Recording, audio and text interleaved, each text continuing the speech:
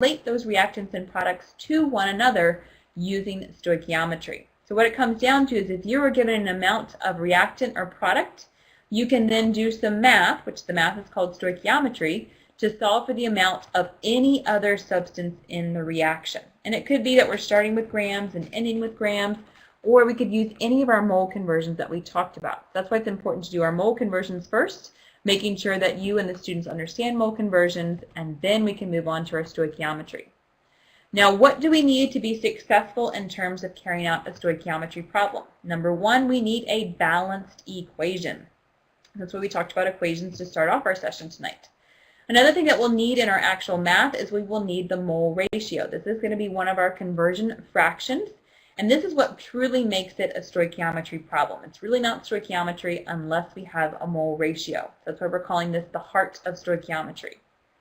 And then lastly, we need to make sure as we're working through the math, we use the units and we write the substances to make sure we're keeping track of everything and tracking that everything cancels out as we work through the problem. Now again, I like to use a visual with this to help students understand what we're doing. So you see the visual that we talked about in our previous PowerPoint is tying in here, but instead of having one mole roadmap, we now have two. And we're going to have two because we're going from substance A to substance B. Again, we're taking information about one substance and relating it to another. Now the way we approach this is we're just going to figure out where we're starting and where we're ending, and that's going to help us figure out how many fractions we need as we move through. So let's say, for example, we're doing a math to mass conversion.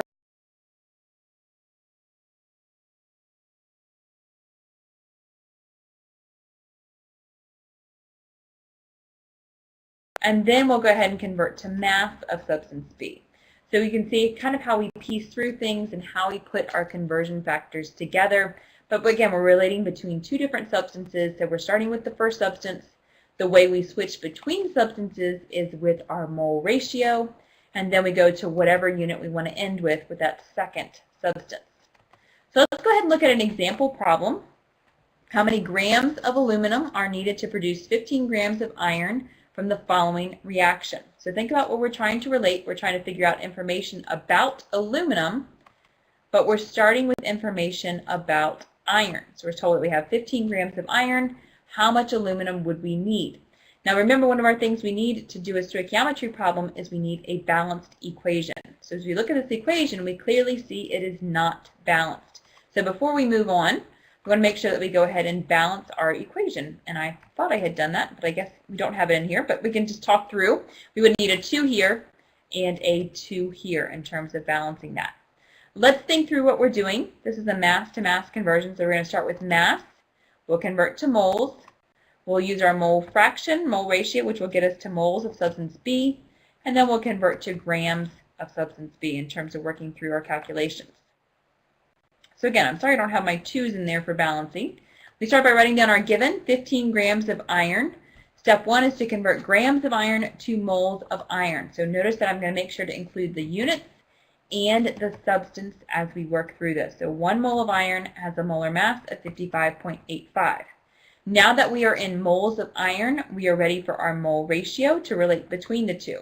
And this is what it should be from our balanced equation. There are 2 moles of aluminum for every 2 moles of iron. We look at where we're canceling out so far. Grams of iron, moles of iron have all canceled. If we stopped our problem right now, we would be in moles of aluminum. We don't want moles of aluminum, we want grams of aluminum. So our last fraction here is going to be converting to grams of aluminum using the molar mass of aluminum just from the periodic table, which is 26.98 grams.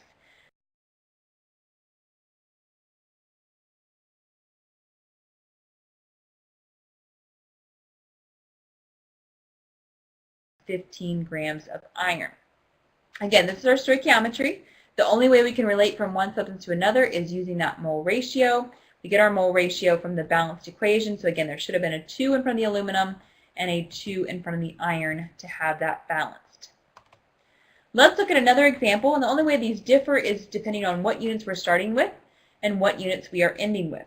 So this one says what volume of hydrogen, we're told we're at STP, can be produced when 3.25 moles of zinc react with hydrochloric acid. So in terms of thinking through what we're doing, we're starting with moles of one substance, and we are then ending and trying to go to volume of the second substance. So we're actually starting here with moles. That means that right off the bat, we are ready for our mole ratio. That will convert us to moles of the second substance, and then we'll convert from moles to volume of our second substance. So this one's actually only going to have two conversion fractions. So again, for balancing, it doesn't look like I wrote it in for this one either. We need a 2 here to balance it out. We'll take our 3.25 moles of zinc. Since we are in moles, we'll go ahead and fill in our fraction here. So 1 mole of H2 to 1 mole of zinc. That's just a 1-to-1 ratio. Even though it's 1-to-1, you still need to show it because this is how we are converting from one substance to another. We don't want moles of hydrogen. We want liters of hydrogen, so we use our 22.4. Multiply across the top, divide by the bottom. We get 72.8 liters of hydrogen gas. One more example here. How many grams of iron 3 oxide are needed to completely react with 3.65 times 10 to the 25th atoms of aluminum? And this time I've actually got our balanced equation for us. So let's think about what we're doing. We are starting in atoms of aluminum, so we're starting here with a particle. Step 1 will be to convert it to moles. Then we'll use our mole ratio to relate between the substances. It takes us to moles of substance B. And I forget offhand, I think we're going to grams, but I don't remember off the top of my head. So we'll have to look back and see how many grams, right? Then we'll go to grams of our iron 3 oxide. Start by writing our given. We're going to convert that to moles using the 6.022 times 10 to the 23rd. Then we'll use our mole ratio to relate between the iron 3 oxide and the aluminum. We don't want moles of iron 3 oxide, we want grams, so we will use the molar mass, which we can add up from the periodic table. We got this number by simply adding up 2 irons and 3 oxygens. Multiply across the top, divide by the bottom. Watch out for our numbers here with our scientific notation. And we should get 4,840 grams of iron 3 oxide. All right, so now it's time for you guys to do a couple practice poll questions. I think we'll have time for about one poll question here, and then we'll go ahead and wrap things up for our evening. So let me go ahead and get our poll set up here. Let's start to look at our problem, and then I'll go ahead and open the poll while you're working. If 55 liters of ammonia reacts with excess oxygen at STP according to the reaction below, what mass of nitrogen monoxide will form? Now notice we've got some extra information here as you read through this. So we're told we have 55.5 liters of ammonia with excess oxygen. That's excess information, so we can ignore that. What mass of nitrogen monoxide will form? So we're taking information about the ammonia and relating it to the nitrogen monoxide. Let's think about what we're doing. We're starting with liters and we're going to grams. So we'll start with liters of our first substance. We'll use the 22.4 to convert it to moles. Then we'll use our mole ratio to relate between our two substances to get to moles of the second substance. And then we'll use the molar mass to get to grams of our second substance. So we will need 3 fractions. Here's your problem again. Again, I'm going to give you about a minute to work through this, and then we'll talk through how to work through this one. So I'll go ahead and open the poll here, and go ahead and start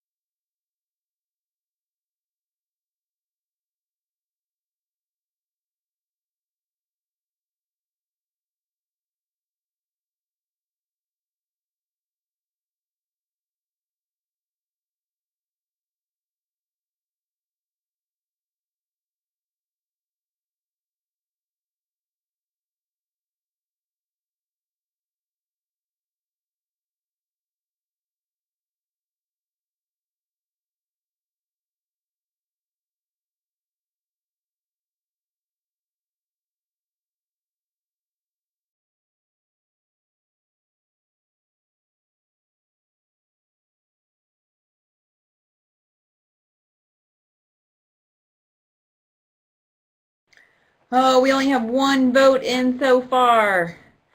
But in terms of time, I want to make sure that we don't keep you much past 9 o'clock. So let's go ahead and look through our answer here and think about what we're doing. And we got 2 votes. Okay, awesome. So let's start to think through what we're doing. Maybe we're just punching in numbers at the end. So we go ahead and take our liters. First step is to convert it to moles using 1 mole over 22.4 liters. We'll then use our mole ratio to relate between the two. Now we're switching over to nitrogen monoxide. We don't want nitrogen monoxide. We don't want moles of nitrogen monoxide. We wanted grams. So then we'll use our molar mass, adding up the mass of a nitrogen and an oxygen, multiply across the top, divide by the bottom. We get an answer of 73.7. If we look back at our answer choices, that is in fact B, which are 2 votes that we got, and actually selected answer choice B. So fantastic job on working through that. Let me just scroll ahead a couple slides here, because we're going to skip over a couple slides. And we're going to move on to classroom materials. Now we do have some classroom materials. I'm going to pull up a pod that's going to share some information for resources you can use for stoichiometry. And again, I'll leave this up. So you've got some different information here you can use for stoichiometry, and I'll leave this up for you to download. So you've got a couple different activities that you can use. Some lab activities, limiting reagents, and a recipe is just kind of an intro that I use for baking cookies. To kind of get students thinking about stoichiometry with limiting reagents. Ice cream stoichiometry is always a fun one. And some practice and also some test review as well as a review PowerPoint. So I'm going to leave that up. The next thing I want to go ahead and pull up is a science survey. So to make sure that we get some information from you all about how we can best help you, if you would click on that link there, it is active on your screen. So if you would click on that, that should open in a separate window, I'm going to hope. And if you would go work through that and fill out that survey, that would give us some really important information to help us Science E-coaches know how we can best help you as students here in our sessions. So if you would click on that survey and fill that out, and I probably just about lost all of you, so hopefully just go ahead and open that in a separate browser window, and then you can come back and fill that out. In terms of wrapping things up, our next session for science is biology, which is next Wednesday. Science sessions are always on Wednesday nights. I'm going to pull up a couple extra pods here so you can get access to your files. So I've got our files here, so our files from earlier, the classroom resources for reactions. And I'll also share with you the PowerPoints from this evening session. So feel free to use any of these resources.